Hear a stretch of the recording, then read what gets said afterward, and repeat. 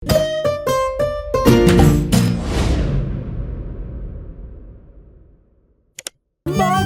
in Pika, dobra sta prijatelja.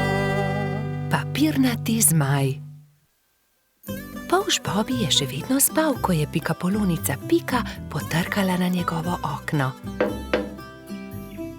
Dobro jutro, Bobby.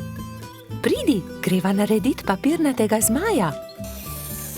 Pika je narisala zmaja na papir in Bobby ga je izrezal. Okrasila sta ga z barvnimi papirnatimi trakovi. In nato sta nanj privezala dolgo vrvico. Greva ga preizkusit, je rekla Pika. Z roko v roki sta odšla, da bi preizkusila svojega papirnatega zmaja.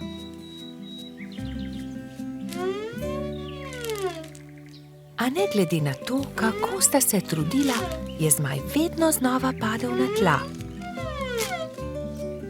Bom splezala na to drevo in poskusila od tam, mogoče bo tako poletel. Vendar je zmaj spet pristal na tleh. Nenadoma je začel pihati veter in ponesel papirnatega zmaja stran, z njim pa tudi Piko. Bobby, pomagaj mi! Bobby je splezal na drevo in ujel Piko za nogo, vendar je ni mogel potegniti nazaj. In tako sta letela oba. Trud Baltazar je priletel mimo, ujel je Bobbyja za nogo, a tudi on ni mogel potegniti zmaja nazaj. In tako so zdaj leteli vsi trije. Koloradski hrošč Edi je sedel na vrhu borovca, ujel je Baltazarja za nogo in tako so začeli leteti vsi štirje. Skokica, pomagaj! Je zavpil Baltazar kobilici, ki se je ravno sprehajala v bližini. Skokica je ujela Edija za nogo in tako je zdaj letelo vseh 5. Veter je začel postajati močnejši in močnejši. Metuljčica Rozi je priletela mimo, ujela je Skokico za nogo in tako jih je letelo vseh 6. Hrošč Rogač Gašper in kačja pastirka Zefira sta jih brezupno gledala.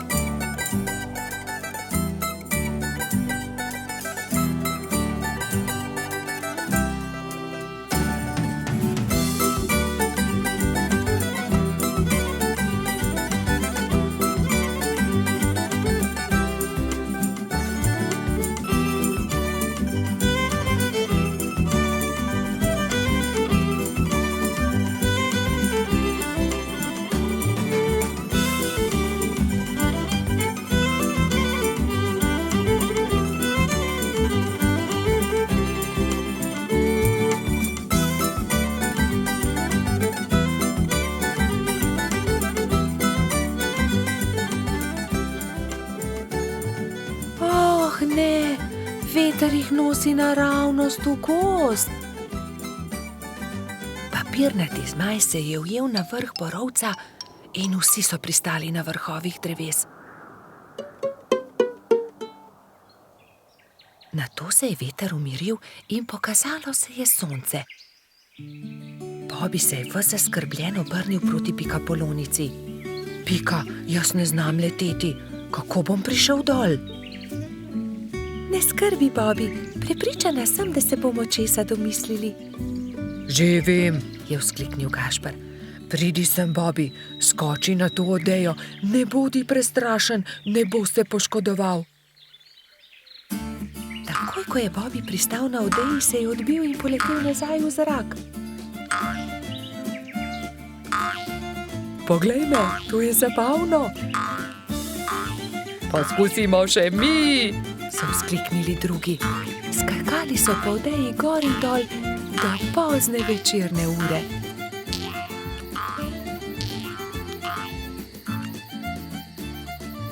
Po noči, ko so prebivalci gozda trdno spali, je veter spet začel pihati in zmaja odnesel stran. Bobby in Pika, dobra sta prijatelja. Izgubljeni lešnik. Hojla, Bibi, pohiti, teciva krici, da ga pozdravimo, preden se uleže na zimsko spanje, je rekla Pika Polonica Pika. Bibi si je na glavo poveznil kapo, si nadel šal, rokavice in dva dobra prijatelja sta odšla do brloga veverice Rice. Velikanski hrast se je že nadaleč videl, na veji pred svojim brlogom je sedela veverica. Hotela sva te pozdraviti, preden se pred zimo zavlečeš v svoj brlog, je vzkliknila Pika. Pridita, bomo spili sok v slovo in zraven pohrustajmo malo lešnikov, je ponudila Rica prijateljema. Poglejta, koliko dobrot sem pripravila za ozimnico, shramba je polna. Odprla je vrata, ampak joj, shramba je bila popolnoma prazna. Na pomoč, kam so izginili vsi lešniki, orehi, kje so stožci, želodi, rozine? Poglejta, verjetno so se tukaj izkotalili lešniki, je Bibi pokazal na majhno luknjo v kotu shrambe. Nekdo je obgriznil hrast, je vzkliknila Pika. Jaz pa vem, kdo je to bil, je dodal Polž. Nikar se ne boj, Rica. Takoj bomo našli krivca in poiskali odkotaleče lešnike. In orehe, stose in želode, se je že naprej jezila veverica. Iz smeri travnika se je slišalo glasno smehljanje. No, poglej, to so oni, vse skozi so poredni, vedno so problemi z njimi, je godrnjala Pika. Zagotovo tudi zdaj razmišljajo o kakšni lumpariji, je pritrdil Bibi. Nekdo je obgriznil drevo veverice Rice, prav tam, kjer ima shrambo. Vsi zbrani lešniki so se odkotalili. Niste bili vi? Je vprašal Bibi. Joj, nič nismo hoteli slabega, smo le grizljali, saj nismo vedeli, da je prav tam shramba, se je opravičil najmlajši lubadar. Lahko kako pomagamo? Pridite, moramo najti izgubljene lešnike. Nimamo veliko časa, kmalu bo zapadel prvi sneg in takrat zagotovo ne bomo našli dobrot. Pohitimo! Skupaj so podrobno pregledali drevo. Lešniki so se od tuzi izkotalili, padli na tla in se odkotalili naravnost čez hrib, je pojasnila Pika. Ob vznožju hriba so prijatelji skupaj našli vse dobrote. Ura, se je veselila Rica. Torej prosim, da prinesete vse dobrine nazaj v moj brlog, jaz medtem z deskami pokrijem luknjo, je rekla Rica lubadarjem in se je prijela dela. Lubadarji so začeli nositi lešnike, orehe, želode so po enega in enega nosili v veveričin brlog. Bibi in Pika sta pomagala. Vendar zaman so se trudili, saj se je začelo mračiti, ob vznožju hriba pa je čakal še ogromen kup. Nikoli ne bomo končali, je vzdihnil en lubadar. Pomoč bi bila dobrodošla, je dodal drugi. Bibi je kar naenkrat vstal in brez besed odhitel. Ostali so začudeno strmeli za njim. Ko se je vrnil, prinesel s seboj svojo trobento. Pihnil je v trobento tako močno, da so ga slišali vsi prebivalci gozda. Prav hitro so se tam zbrali vsi veliki in mali. Pika je splezala na veliki kamen in pripovedovala, kaj se je zgodilo z lešniki veverice Rice. Vsi so se odkotalili, moramo jih nesti nazaj v Ricin brlog. Če vsi primete za delo, bomo do večera končali. Začnite, je rekel Bibi in dvignil en lešnik iz kupa. Lešnik je podal Piki, ona lubadarjem, lubadarji trotu, trotkači pastirki in tako naprej z roke v roko. Preden se je na nebu pojavila luna, so se vsi lešniki, želodje, orehi in kostanji vrnili nazaj v veveričin Ricin brlog. Rica je srečno vrnila tudi zadnji kosta na svoje mesto. Hvala lepa, moja shramba je spet polna, je dejala. Kako dobro, da imam toliko prijateljev. Kmalu bo zapadel sneg, čas je, da se zavlečem v svoj brlog pred zimo. Se vidimo spomladi, je rekla veverica. Bobby in Pika, dobra sta prijatelja. Balon. Nekega poletnega popoldneva je v gozdu nastala nevihta.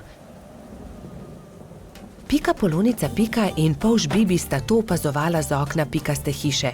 Preteča nevihta je vrtinčila, obračala drevesa, poškodovala hiše, dež pa je padal kot iz škafa.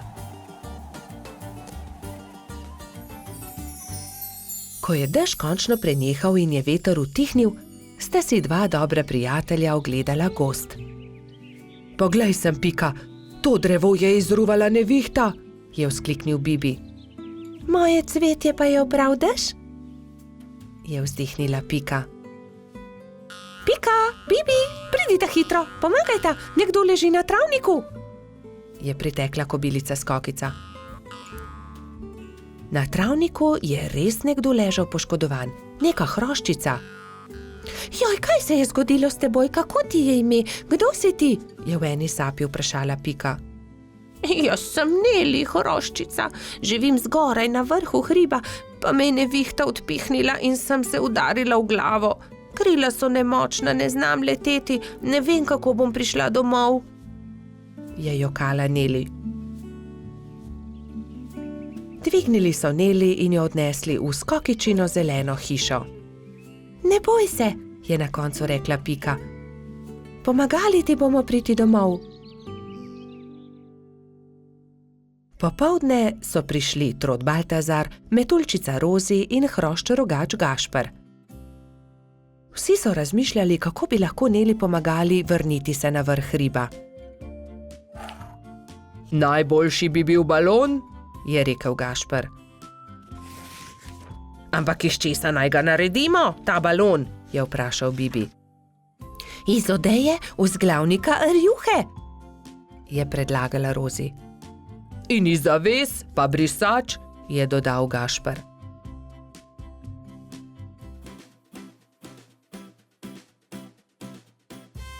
Takoj so začeli delati. Vsakdo je prijel za svoje delo. Sešili so blago, sešili so odeje, zavese, rjuhe in brisače. Tudi Neli je pomagala. Vsak dan se je počutila bolj močno in tudi glava je ni več bolela. Minilo je nekaj dni, preden je bil balon narejen. Končano je. Hvala lepa, je veselo rekla Neli. Gremo na vrh hriba. Hurra, letimo, je veselo zakričal Bibi. Wow, izredno lepo je, ves gozd vidimo, se je veselila tudi Pika.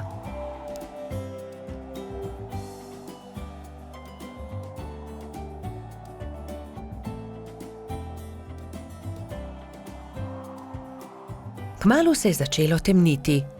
Ko so prišli do hriba, je Neli vzkliknila. Hurra, doma sem, hvala.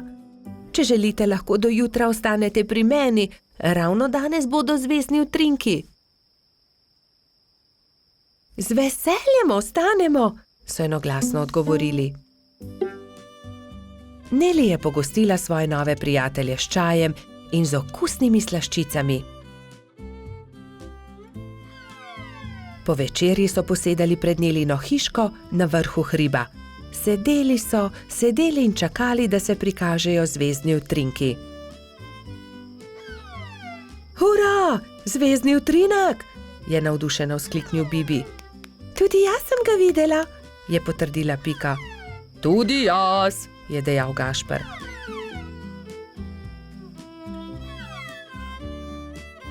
Ko se je shladilo, so odšli v Nelino hišo in skozi okna še dolgo gledali zvezdne utrinke.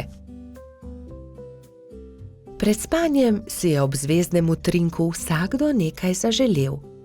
Neli to, da bi se še kdaj lahko srečala s svojimi novimi prijatelji. Bobi in Pika, dobra sta prijatelja. Cmoki. Nekega jesenskega dne je pikapolonica Pika skuhala slivove cmoke in povabila prijatelje na kosilo. Prišli so Bobi, Baltazar, Gašper in Rozi. Skupaj so pogrnili mizo in se usedli. Pikapolonica je dala po 3 cmoke na vsak krožnik, Bobi, Pika in Rozi so bili kmalu siti. Slivovi cmoki, obožujem jih, 5 jih lahko pojem, je dejal Trod Baltazar. Samo 5, jaz jih lahko 7, je dejal Gašper. 7, dobro, potem jaz 8. Jaz pa 10, je izjavil rogač. Dobro, tekmujva, je končal prepir Baltazar. Naj vidimo, kateri izmed naju lahko poje več. Piki zadeva ni bila všeč. Poskušala jo je pregovoriti, vendar sta bila fanta nepopustljiva. To se ne bo dobro končalo, ju je opozorila, vendar je Baltazar in Gašper nista poslušala. Doslej sva pojedla 3 cmoke, zdaj naj pride 4. Je predlagal Gašper in dal novi cmok na vsak krožnik. Zatem sta vzela novega in pojedla tudi 5. Po 5. sta pojedla 6. Po 6. sta pojedla 7. Po 7. sta pojedla 8. in po njem 9. Zdaj pride 10, še zmoreš? Je vprašal Baltazar. Seveda, lahko pojem 2-krat toliko, je rahlo zamahnil Gašper. Ko sta pojedla zelo veliko cmokov, je oba začel boleti želodec. In bolel je čedalje bolj in bolj. Tečem po doktorja Sovo, je dejala metuljčica Rozi. Doktor Sova jo je pregledal in začel jezno govoriti. No, kdo je že videl kaj takega? Seveda vaju boli želodec. Oba sta pojedla po 15 cmokov. Pa še to, da se je tekmovanje končalo neodločeno. 3 dni bosta na dieti, ne smeta jesti nič drugega kot le kuhan krompir. Ampak ravno jutri bo prišel v naš gost prodajalec rogljičev, se je oglasil razdvojeni Gašper. Zelo mi je žal, ampak se jim bosta odrekla. Čez 3 dni pridita k meni, da vama bom spet pogledal želodec, je strogo dejal doktor Sova in odšel domov. Naslednji dan je na velik travnik prispel prodajalec dišečih rogljičev. Prebivalci gozda so srečno jedli in izbirali med veliko dobrotami. Cimetovega, prosim, je dejala Pika. Jaz bi kokosovega, se je prerival Bobby. Meni dajte sladkornega, je zopila Rozi. Imeli pa so tudi orehove, makove, celo kakavove. Baltazar in Gašper sta žalostno gledala veseli sejem, a sta ubogala doktorja Sovo. Ko so minili 3 dnevi, sta šla Trot in Rogač k zdravniku. No, poglejmo, je zamrmral doktor Sova in ju temeljito pregledal. V redu, ozdravela sta. Vidim, da sta me ubogala. Ja, seveda, je Gašper pokimal z nosom. Čeprav bi si močno želel jesti rogljiče. Gašper in Baltazar sta se poslovila od doktorja Sove in se odpravila domov, ko je doktor Sova zavpil za njima. Počakajte le minuto, tu je nekaj. Prihranil sem vama 2 rogljiča. Izvolita. No, doktor Sova, tudi ti si šel na travnik? Seveda, kupil sem kolač za svoje sinčke, ta 2 pa sem prihranil za vaju. Lepo sta upoštevala, kar sem vama rekel, zato ne bosta ostala brez dobrot. Hvala, sta srečno dejala Baltazar in Gašper ter objela doktorja Sovo. Bobby in Pika, dobra sta prijatelja. Vrtec. Na jesensko jutro je Pika potrkala na Bobbyjeva vrata. Pohiti, Bobby, pozna bova. Bobby se je hitro pripravil in skupaj sta z roko v roki odšla proti vrtcu. Veliko malih otrok je bilo zbranih na dvorišču. Drug drugega so toplo pozdravili. Tam so bili Trot Baltazar, metuljčica Rozi, Rogač Gašper, koloradski hrošč Edi, kačja pastirka Zefira, čriček Alfred, kobilica Skokica in majski hrošček Mehurček. Gospa Čmrlka je potrpežljivo pripeljala vse otroke v učilnice. Učenci 1., 2. in 3. razreda so se razdelili v različne učilnice. Mehurček je bil v 1. razredu, pomahal je Bobbyju in Piki z vrat svoje učilnice. Dan se je začel s telovadbo. Po zajtrku so otroci naredili čudovite slike z listi, ki so jih pobrali v gozdu. Ko so vsi končali, je gospa Čmrlka vse zbrala v krogu. Učila jih je pesmi in zabavnih skupinskih iger. Otroci so navdušeno plesali. Potem so se lahko prosto igrali. Gospa Čmrlka se je usedla v gugalni stol in opazovala otroke. Bobby in fantje so stekli k zaboju polnem avtov ter začeli tekmovati z avtomobilčki. Zgradili so strmine in predore. Se vam lahko pridružim? Je vprašala Pika. V rokah je imela polomljen avtomobilček. Daj no, Pika, tekmovati hoče s to polomijo, je Bobby vprašal zaničljivo. Poleg tega pa avtomobilčki niso za dekleta. Pika je začela jokati. Fantje se nočejo igrati z mano, se je potožila. Rozi, Skokica in Zefira so jo hitro potolažile. Pridi, igraj se z nami, igramo se s punčkami. Dekleta so oblekla svoje punčke v čudovite obleke, jih nahranile ter jih zibale v majhnih vozičkih. Piki je bilo to zelo všeč. Medtem se je Bobby sprl z majskim hroščem Martinom. Vedno prekucneš moj avto, to ni pravično, ti goljufaš, je vzkliknil Bobby. Ni res, ti goljufaš, je odvrnil Martin. Dovolj mi je, ne bom se več igral s tabo, je Bobby užaljeno odvrnil ter zapustil fante. Ali se lahko pridružim vaši igri? Je Bobby vprašal svojo prijateljico Piko. Ne more se igrati z nami, to je za dekleta, se je kujala Pika. A poglej, prinesel sem punčko, takšno, s kodrastimi lasmi, rad bi se igral z vami. V redu, se je omehčala Pika. Pridi, igraj se z nami. Otroci, pridite z mano in si umijte roke, je zavpila gospa Čmrlka. Potem se lahko usedete za mizo. Kosilo je otrokom postregla pestunja Krešič. Po kosilu sta Bobby in Pika pobrala krožnike z miz.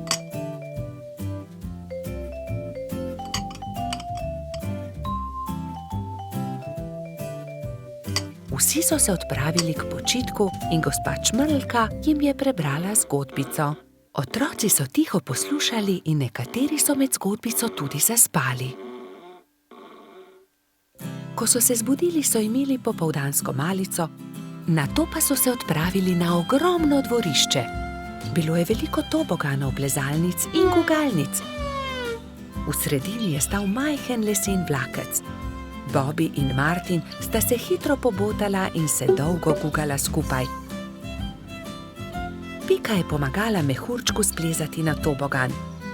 Tudi ujela ga je, ko se je spustil dol. Mehurčku je bilo to zelo všeč. V vrtcu je čas hitro minil. Otroci so mahali drug drugemu še dolgo časa.